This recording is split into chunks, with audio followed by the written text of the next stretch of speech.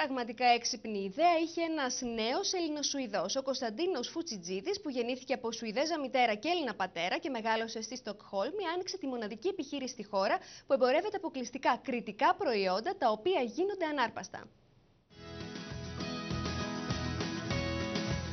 Γεννήθηκε και μεγάλωσε στη Στοκχόλμη και είναι ιδιοκτήτης της μοναδικής εταιρείας που εμπορεύεται αποκλειστικά κρητικά προϊόντα στη Σκανδιναβία.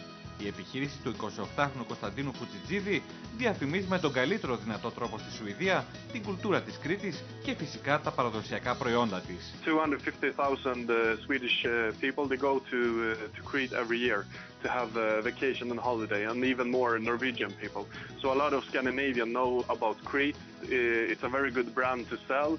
Στην ιστοσελίδα της εταιρείας του με την επωνυμία Constantines, αλλά και σε μια σειρά επιλεγμένων καταστημάτων, ο 28χρονος εμπορεύεται παραδοσιακά κρητικά προϊόντα όπως βότανα και μεριωδικά, τσάι, μέλι και φυσικά ελιές και λάδι, τα οποία γίνονται ανάρπαστα, ειδικά από όσους έχουν επισκεφτεί την Κρήτη. When we do sell activities here in Sweden, people are very happy that we sell from Crete because they have a lot of memories from there as well. Ο Κωνσταντίνος αναφέρει πως σκεφτόταν από μικρός να κάνει κάποια δουλειά με την Ελλάδα. Την τελική του απόφαση όμως την πήρε με την παρότριση της συντρόφου του Μαρίγια, η οποία είναι το δεξί του χέρι στην επιχείρηση.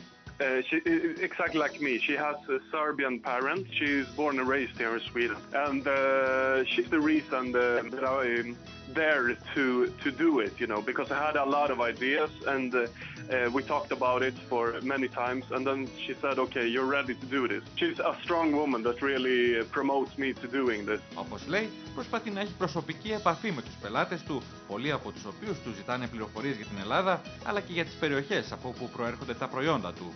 We do it very personal. We attempt to talk very much with our customers.